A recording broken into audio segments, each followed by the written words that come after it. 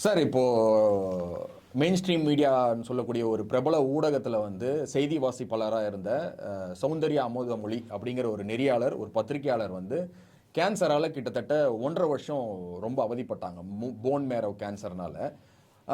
அவங்க வந்து ஒரு இக்கட்டான சூழ்நிலையில் பப்ளிக் கிட்ட ஃபண்ட் ரைஸ் பண்ணுறாங்க பொது இடத்துல. ஸோ அப்படி அவங்களால முடிஞ்ச அளவுக்கு ஒரு 10 லட்சம் தேர்த்த முடியுது. அவங்க நிலத்தெல்லாம் விற்று கொஞ்சம் சேர்த்துறாங்க. ஒரு தனியார் மருத்துவமனையில் கவர்மெண்ட் ஹாஸ்பிட்டலில் வச்சு பார்க்க முடியாத சூழ்நிலையில் தனியார் மருத்துவமனைக்கு மாற்றுறாங்க. மாற்றி அங்கே ட்ரீட்மெண்ட் பார்க்குறாங்க. கவர்மெண்ட் கிட்ட உதவி கேட்குறாங்க. அதாவது செய்தித்துறை அமைச்சராக இருக்கக்கூடிய சாமிநாதன் அவர்கள்ட்டையும் அணுகுறாங்க. அவர் அணுக முடியலை. முதலமைச்சரை ட்ரை பண்ணி பார்க்குறாங்க. அவர் ஒரு ஒரு கட்டத்துக்கு மேலே ஒரு 5 லட்ச ரூபா, அதாவது செய்தித்துறை ஒரு ஒரு ப்ரெஸ்ஸில் இருக்க ஒரு ஒரு செய்தி வாசிப்பாளர், எல்லாருக்கும் தெரிஞ்ச ஒரு செய்தி வாசிப்பாளருக்கு வந்து ஒரு வியாதின்னு சொல்லும் போது இந்த கவர்மெண்ட் வெறும் 5 லட்சம் தான் கொடுக்குது. ஆனால் கள்ளச்சாராயத்தில் இறந்தவங்களுக்கு 10 லட்சம் கொடுக்குது.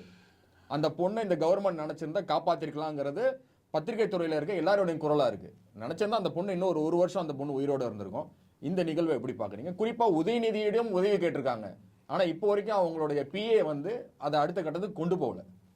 இல்லை, அதுதான் ப்ரெஸ்காரங்க மீடியாக்காரங்க அதை வந்து தெரிஞ்சுக்குங்க. யார் நல்லவங்க, யார் உங்களுக்கு உறுதுணையாக இருப்பாங்க, யார் நல்லது செய்வாங்கங்கிறது தெரிஞ்சுக்குங்க. ஏன்னா கேப்டன் அவர்கள் ப்ரெஸ்காரங்களுக்கெல்லாம் வந்துட்டு இன்சூரன்ஸ் போட்டு கொடுத்தாரு. அவர் வந்து நல்லது தான் உங்களுக்கு செஞ்சார். ஆனால் வந்து ப்ரெஸ்காரங்க, சில ப்ரெஸ்காரங்க அவருக்கு வந்து கெடுதல் பண்ணீங்க. சிலர் ஒரு சிலர் அது வந்து இப்போ நீங்கள் புரிஞ்சுக்குங்க. ஏன்னா ஆட்சியில் இருக்கிறாங்க, அதிகாரத்தில் இருக்கிறாங்க. இப்போ அவங்க நினச்சா வந்து நிச்சயமாக அந்த பொண்ணை வந்து காப்பாற்றிருக்க முடியும். அதாவது இன்ஃபர்மேஷன் மினிஸ்டர், நியூஸ் மினிஸ்டர் அவர் சாமிநாதன் சார் ஆகட்டும், ஹெல்த் மினிஸ்டர் திரு மாசு ஆகட்டும், அவங்க 2 பேரும் நினச்சிருந்தா நிச்சயமாக அந்த பெண்ணை வந்து காப்பாற்றிருக்க முடியும். ஏன்னா இன்னைக்கு வந்து பார்த்தீங்கன்னா திரு மா சுப்பிரமணியன் அவர்கள் வந்து இறப்பு கூட போகல.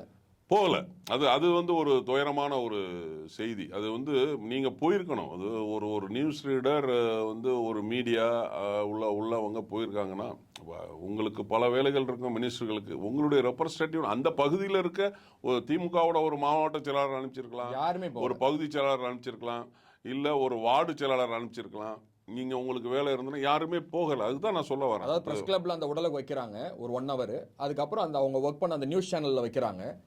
திமுக சார்ந்த யாருமே போகல. இரங்கல் பதிவு மட்டும் ட்விட்டர்ல போடுறாங்க.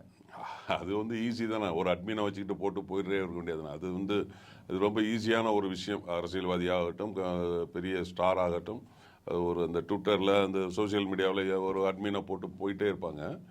பட் நான் என்னைய பொறுத்த வரைக்கும் கேட்டிங்கன்னா, ஹெல்த் மினிஸ்டர் திரு மா சுப்பிரமணியன் அவர்கள் இதற்கு முன்னாடி எனக்கு தெரிஞ்சு திரைப்பட நடிகர்கள் திரு போண்டாமணி ஆகட்டும், திரு பாபா லட்சுமணன் ஆகட்டும், ஒரு 2-3 நடிகர்களுக்கெல்லாம் வந்து நல்லா உதவி செஞ்சார். அப்போ நீங்கள் நடிகர்களுக்கு உதவி செய்கிறீங்க, ஏன் ஒரு மீடியாக்காரங்களுக்கு உதவி செய்ய மாட்டேங்கிங்க? அது செய்யணும்ல. அவங்க சப்போர்ட் மட்டும் உங்களுக்கு வேணும்ல. ஒவ்வொரு எலெக்ஷனுக்கும் ஆகட்டும், ஒரு பை எலெக்ஷனுக்கு ஆகட்டும், உங்களை ப்ரொஜெக்ட் பண்ணுறதுக்கு நீங்கள் நல்லவர் வல்லவர்னு சொல்கிறதுக்கு அவங்க தேவைப்படுறாங்கல்ல. அப்போது நீ இந்த ஒரு ப்ரெஸ்காரங்க, இந்த ஒரு சேனல்காரனுக்கு இப்படி பண்ணீங்கன்னா மற்ற எல்லா சேனல்காரங்களும் இப்படி தானே பண்ணுவீங்க. அப்போ இந்த இதை வந்து நீங்கள் ப்ரெஸ்காரங்களும் மீடியாக்காரங்களும் இதை நீங்கள் புரிஞ்சுக்கிங்க.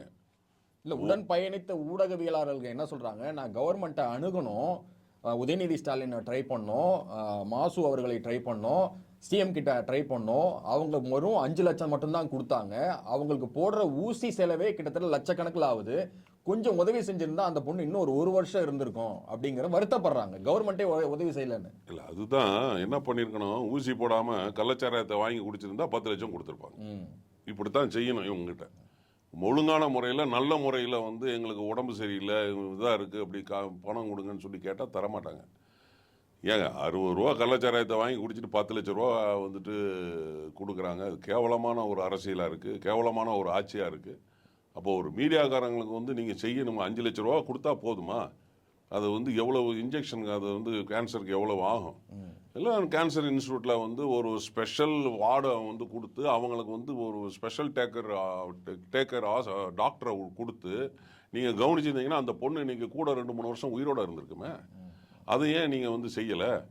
இப்போ உங்களுக்கு பிரஸ்காரங்களுடைய சப்போர்ட் மட்டும் தேவை, ஆனா பிரஸ்காரங்களோட உயிர் போனா போட்டோம் அப்படின்னு நீங்க துச்சமா நினைக்கிறீங்க. இல்ல மருத்துவமனை என்ன சொல்லியிருக்கு, காப்பாற்ற முடியாத சூழ்நிலை, அதாவது காப்பாற்றவே முடியாது அப்படின்னா கூட பரவாயில்ல, 99%ல 90% காப்பாத்தலான்ட்டாங்க, உத்தரவு கொடுத்துருக்காங்க. ஆனா மருத்துவ செலவுக்கு வசதி இல்லை.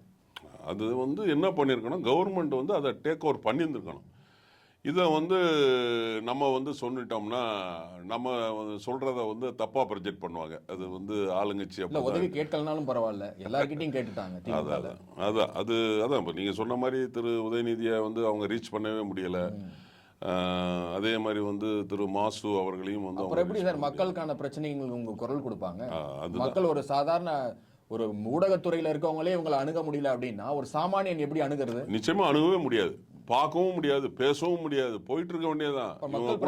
மக்கள் பிரச்சனை எப்படி தெரியும் உங்களுக்கு? அது தெரியவே தெரியாது.